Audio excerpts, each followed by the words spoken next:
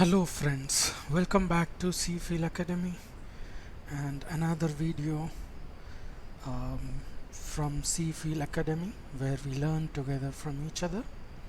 So today's topic is a topic from operating systems, which is Banker's algorithm for allocation of resources. It is a slightly complex topics, so this video might be a little longer, but we ensure that you will end up understanding the stuff pretty well. So let's get started. So we will cover the following items. We will touch base upon deadlock and deadlock avoidance just a little bit to set the context of Banker's algorithm. We will also see the origin of Banker's algorithm and its definition. We will see the preconditions for Banker's algorithm to be applicable. I mean, under which conditions we can apply it. We cannot apply it for every conditions. Then we will see the algorithm, as in the pseudocode or the steps of the algorithm. Then we will move on to couple of examples and we will end with exercise. Okay, so I should just reiterate here that the purpose of this video is not to give you the formula or solve a problem, but to give you an intuitive way of solving the problem. So hence we will not concentrate more on the formula, but we will see how we can apply it and have a better understanding of when we can apply this algorithm and how we can apply this algorithm. So let's move on. So first, a little bit about deadlock.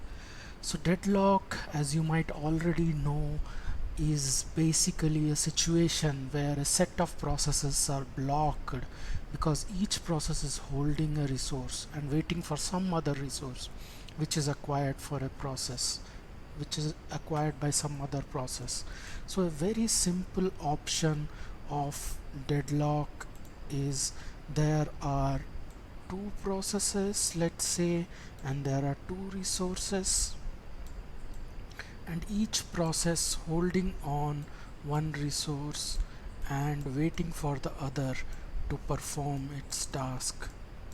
So I'll use dotted lines. So in this case, none of the processes are able to move ahead and both of the processes are stuck. This is a very simple example of deadlock. Now in multi-processes or in multi-resources, this can be extended to a situation where we have a circular wait. So all of that and all the definition of deadlock and in detail is actually explained in another video, so we will not cover it. We'll just assume that you guys understand what deadlock is. If you do not, please refer back to the deadlock video and the ways to avoid or the ways to detect a deadlock and avoid a deadlock. So one of the ways to avoid a deadlock is deadlock avoidance. So basically, even before deadlock occurs, we are constantly analyzing the state of situation in a way so that we are always in a safe state. So the system is always in a safe state. We never go back to go to an unsafe state. In fact, in unsafe state also we might not have a deadlock, but we always try to be on the safer side or on the safe side so that deadlock can never happen. So all this avoidance concentrates on having all the processes to keep them in a safer state. So coming back to Banker's algorithm, when and why is it applicable? So it's a resource allocation algorithm. As we have already seen in the last slide, there are some processes, there are some resources. So some processes are asking for some resources and they are holding on to certain amount of resources. So Banker's algorithm is a resource allocation algorithm. It allows it gives a solution to allocate the resources or remaining resources of the system to the currently running processes. And it's a deadlock avoidance algorithm. It was developed by Edzer Dijkstra, who also did the shortest path algorithm. And what does it do? It actually avoids the circular wait condition. It doesn't allow us to be in the circular wait condition, and hence it ensures that the system is always a safe state. So if we are in a safe state, there is no chance of deadlock.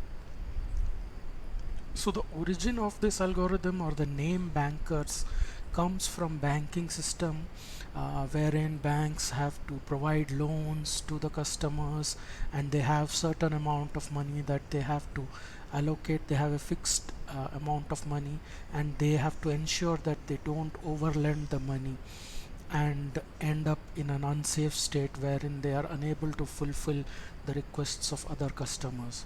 So if a customer's request is too huge that it will lead to an unsafe state, it will make sure that the customer is waiting till bank has enough deposits, or till bank has enough resources for it, so that it can allocate. So let's see what are the preconditions for the bankers algorithm. So bankers algorithm, we just cannot allocate or we just cannot apply it everywhere. So certain preconditions, and first of it is processes must declare maximum instances of each resources they ever need. So there might be multiple processes, and each processes have to tell in advance that system, these are my requests and this is the maximum amount of resources I'm ever going to need. Otherwise we cannot apply this algorithm. Similarly, the maximum instances that the processes need cannot exceed total resources present in the system. This is pretty easily understood, I believe. Then processes cannot hold on to those resources for an infinite amount of time. They have to use them and then return in a finite amount of time, because system or bank ensures that that once the resources are returned, they can be allocated to some other processes. Lastly, resources do not deplete, which means it cannot be consumed. It can be reused over and over again without any wear and tear. So assume that if printer is a resource, which means the system should be able to allocate printer over to any of the processes without worrying about whether it has enough capacity to print or not. So we are assuming that printer has enough capacity to present here in this example. So cool. So what is the algorithm? So here are pseudo steps, or steps of the algorithm. So first, this algorithm is applied when we have certain amount of processes. Now the round ones are processes. Let's say we have 1, 2 and 3. So at any stage in a system, a process may hold on to certain amount of resources. Let's say 1 is holding on to A, 2 is holding on to B, I'm just giving a simple example, and 3 is holding on to C. And it may also request, it may need other resources for its completion, which means using a dotted line I will try to indicate that process 1 also needs B because it wants to do something. Similarly, maybe a process 3 also needs B, or an instance of B for it to be completion. So at a particular state there will be certain amount of resources only that are available, which means certain amount of resources like D is not being used by any of the processes, but some of the processes are being used and some other processes are also being requested by the process. So the algorithm has 4 steps. The first is to find out what the remaining need of each process is, which means apart from what the process is holding, we have to also calculate what extra resources it needs. Then we also calculate what are the remaining available resources we have, which we can use for the allocation for additional requests. So step 2 is to calculate available resources in the system. Step 3 is the allocation process or the pseudo allocation process, where what we do is, based on the available resources we have, we will first select a process that whose request can be fulfilled based on the available requests, and we will just go ahead and allocate, or we will assume that we have allocated those resources. If this is not possible, we have to end our algorithm here and go to step 4, which we will see next, which is the last step. Otherwise, when we assume that we can allocate the resource to the process, we will simulate its execution, which means we'll assume we allocate those resources to the process and then let the process complete. Once the process completes, all its allocated resources will become available, so those can be added to the available resources. Then we just repeat this process with another we just repeat this this step with another process such that its need is satisfied, and we keep doing this over and over again till we are done with all the processes. If at some point we are not able to allocate the resource to a process, we just exit and come to step 4.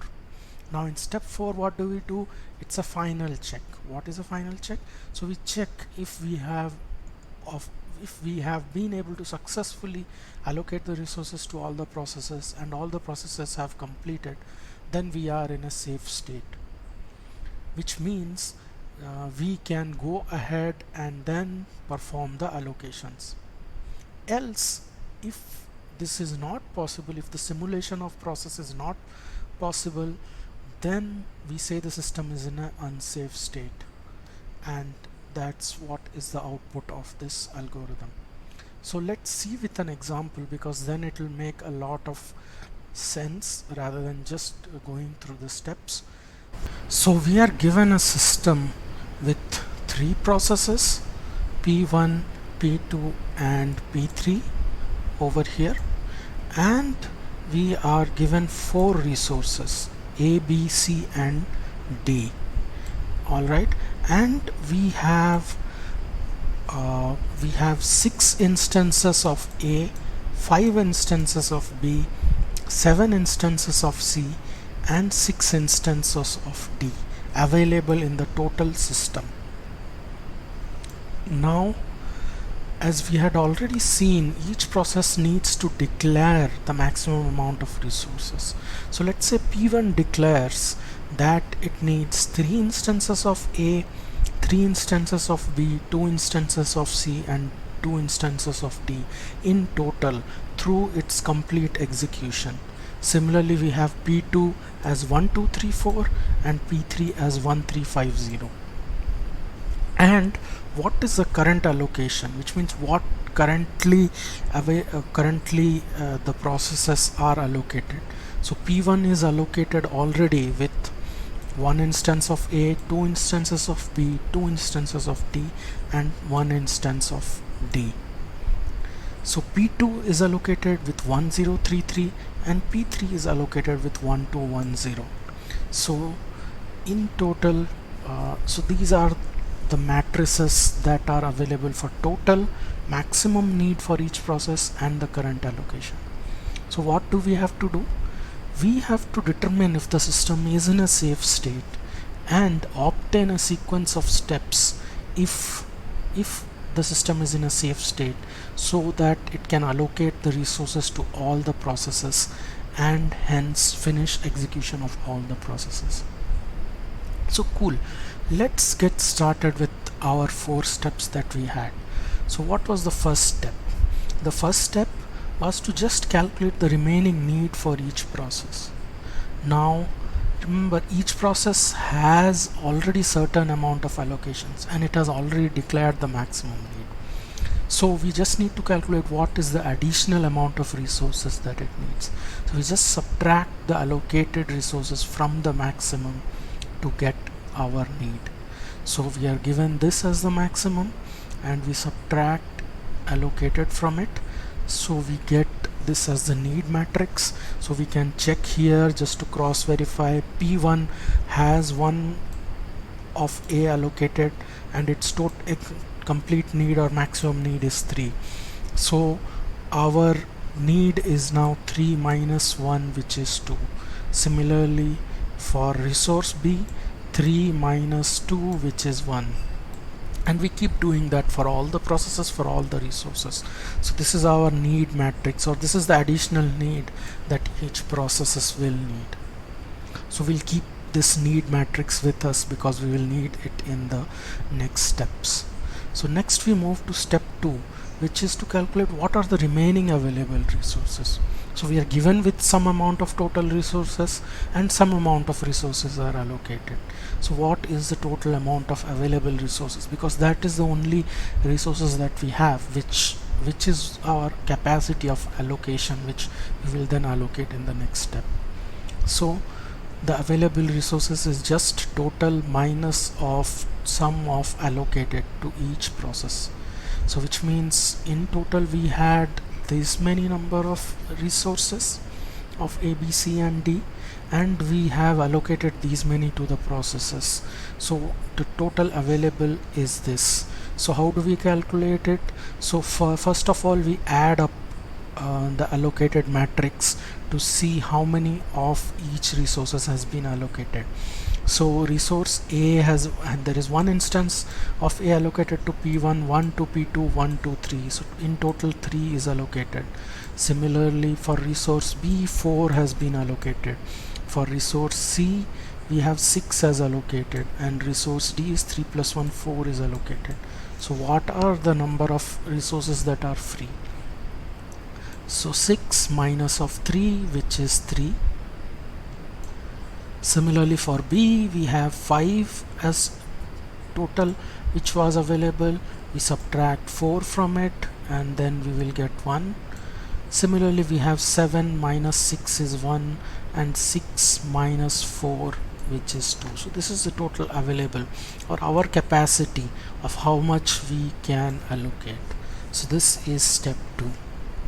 So now let's move on to the step 3, which is the main step of the algorithm, where we pseudo allocate or we simulate allocation of these resources to each of the processes.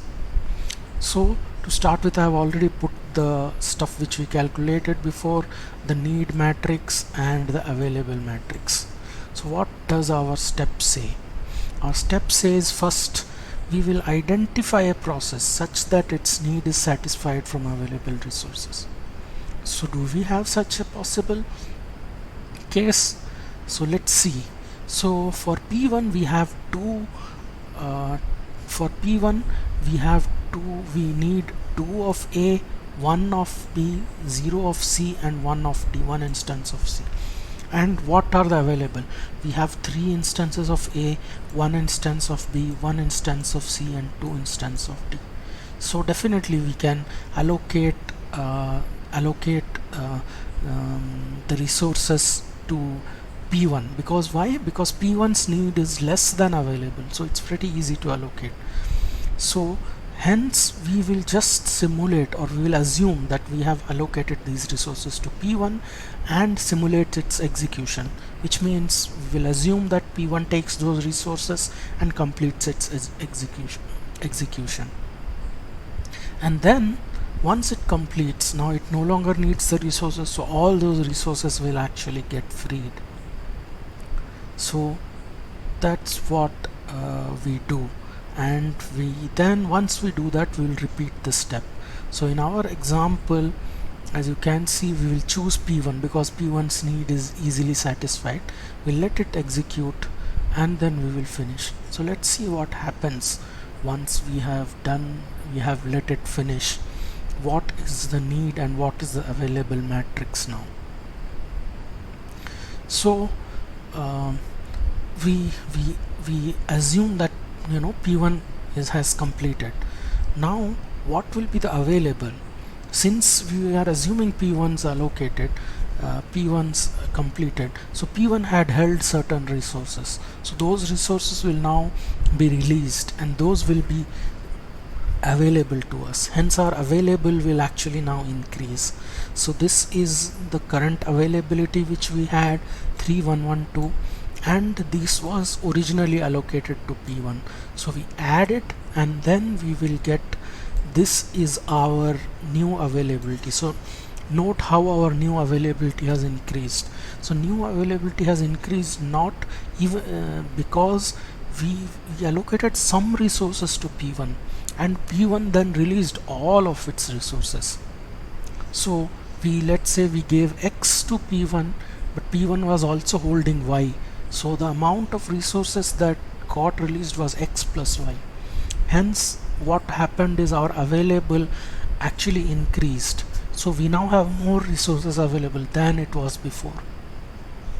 So this is an important point to note here, because sometimes it might be confusing that even though we allocated the resources, how can our availability or how can the available resources increase? So the available resources increased because we allowed P1 to execute, due to which P1 also released the originally allocated resources to itself. Cool. So I hope that made it clear. Now we will repeat the same step, which means we will now find another process such that its need is satisfied from available resources. So let's take P2 now. So P2 only needs 2 instances of B, and we have plenty of available B. We have in fact 3. So P2's need of B is will be easily satisfied. Similarly, P2's need of D will be easily satisfied because it only needs 1, whereas we have 3 available, which means we choose P2 and we will assume, or we will simulate its execution. We will assume that P1 gets executed so that its resources also gets freed. So here it is, we'll assume P2 got completed and our availability now again increased. Why? Because 1033 was already allocated to P2. So what we had is 4333 plus 1033, which was allocated to B, due to which the new availability we have is 5366 of A, B, C and D. So this is our available resources. Now we again repeat the process. Finally we will just choose, because P3 is left, and see if its need is satisfied, which it is, because it needs 4 of C and 1 of B, whereas we have 6 of C and 3 of B, so we can easily satisfy. But if you go back again to where we started originally, notice we couldn't have started with P3. Why? Because P3 needed 4 resources, but originally we only had 1 of C, which was free. But because P1 and P2 got completed and their resources were released, we can now satisfy the need of P3 and also finish its execution, or assume that P3 is completed. And once P3 is completed, all the resources are now allocated, which means all the available resources 6, 5, 7, 6. So 6 of A, 5 of B, 7 of C and 6 of D. So cool, looks like we are done with step 3 because we are done with the processes and we were also not stuck. So let's go to step 4, which is our final step. So step 4, finally we'll check have all the processes completed, which means were we able to simulate the completion of all the processes. If we were, then yes, we are in a safe state, else we are in an unsafe state. In our case, all the processes P1, P2, P3 were easily able to complete, and hence the system is in a safe state. And what was the process of execution order of the processes? So execution order of the processes is P1, P2, P3, which we did. So the result or the output of our algorithm is we are in a safe state and we have also found the execution of the process. and finally so all the three processes have been executed. So cool, I hope the algorithm made a little more sense with this example, although it was a little involved. So before so let's dive into another example which is just a little modified from the previous example to just see a different output. Now in this case everything is same except for the fact that I have bumped up P2's available need from 2 to 4. So which means P2 is saying that it needs 4 instances of B in its lifetime. Alright, and if you notice the current allocation of P2 is 0, so which means we have to somehow allocate additional resources to process P2. So let's see, everything else stays the same, which means we have 3 processes, 4 types of resources, and we are given total matrix, we are given maximum matrix and the allocated matrix. So we'll go through the steps again. Step 1, remaining need for each process. So we have the maximum need and we have the allocated need, which gives the need of each process or the current need of each process. So notice P1's need is 2101, P2's need is 0401, P3's need is 0140 of A, B, C and D. So next we will calculate the available resources. Now available resources is what is currently allocated. We subtract the currently allocated from total available. So total available was 6576 and currently allocated is this. So we have to add each of those so which means totally allocated resources of A is 1 plus 1 plus 1 is 3, for B is 4, for C is 6 and for D is 4. So we just add the allocated to each of the processes and then we subtract these tuple or subtract these values from the total values to get the currently available resources. So 6 minus 3 is 3, 5 minus 4 is 1, 7 minus 6 is 1. Sorry, I have to rub it because I made this mistake. I'll choose the pen again. So 7 resources of C, 6 is allocated, so remaining is 1, and 6 total availability of D, we have used 4, so we only have 2 available. So cool. Third and the most complex step.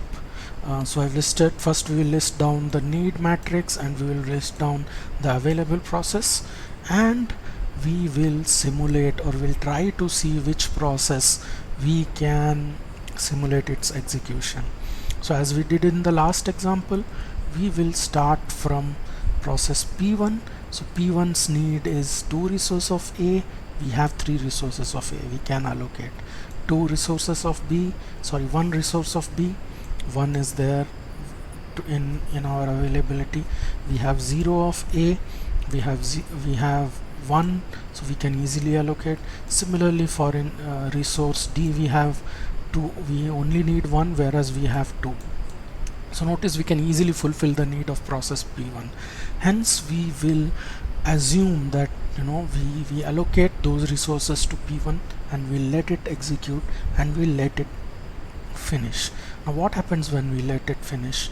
When we let P1 finish, it will take up these resources 2101 from the system or from the available ones, and then it will execute.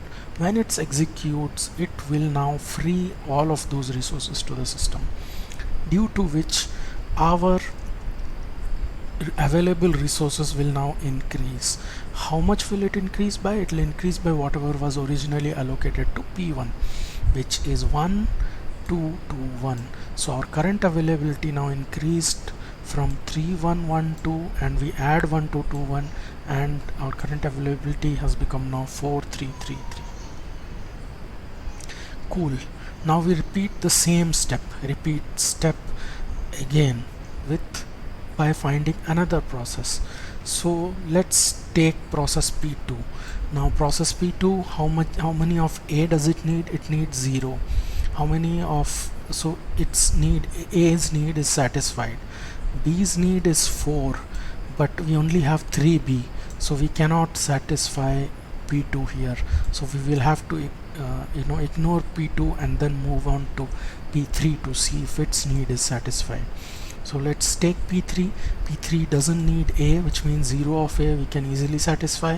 1 of B we can easily satisfy because we have 3 resources of B, but it needs 4 resources of C, but we only have 3 resources of C. So which means we cannot satisfy P3 as well. So we cannot satisfy any of the other processes. So what does our algorithm say here?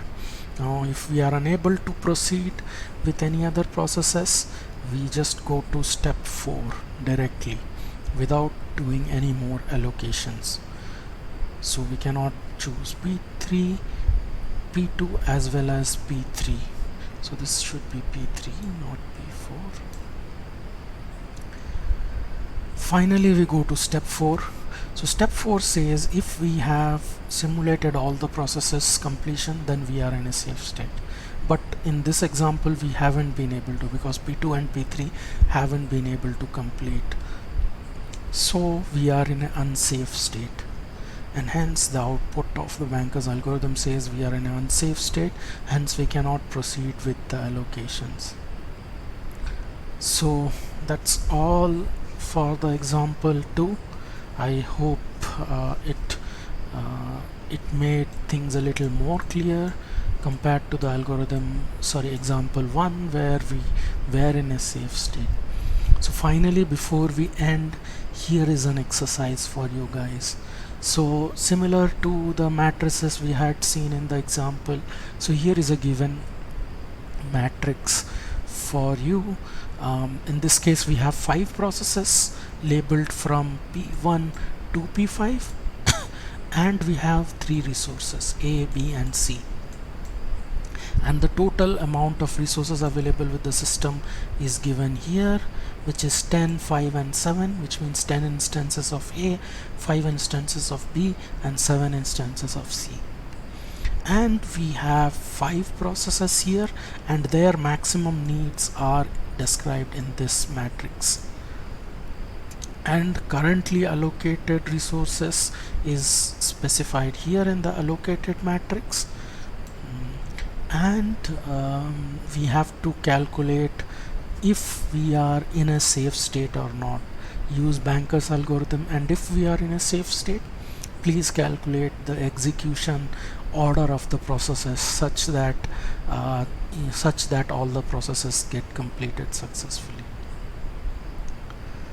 So make sure you solve this problem and mention the solution in the comments.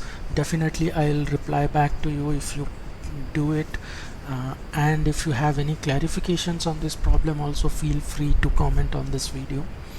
So finally, thanks for watching this video, and keep watching more videos on our channel to learn more and more. Thanks friends for being a part of the C-Feel Academy. Bye bye, and see you again in the next video.